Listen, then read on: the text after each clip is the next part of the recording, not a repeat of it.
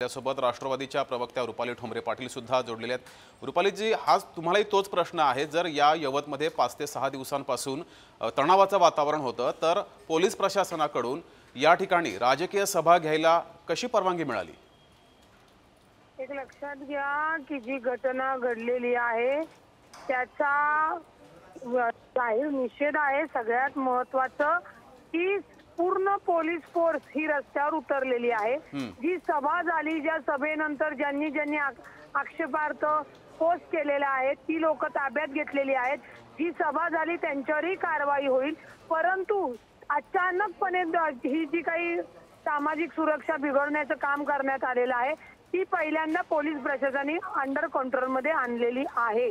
आणि ही याला जी कोणी लोक कारणीभूत असतील, जी लोक आहेत त्यांच्या सगळ्यांवर कठोर कारवाई केली जाईल।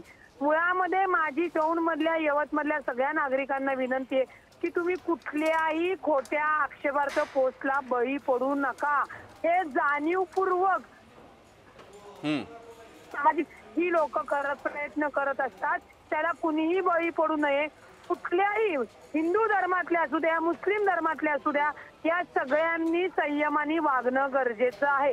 आणि ज्यांनी कुणी हे घडून आणलेलं आहे त्याच्यावर कडक कारवाई करणे, परंतु प्रत्येक नागरिकांनी सतर्क राहणं गरजेचं आहे आणि संयमाने वागणं गरजेचं आहे।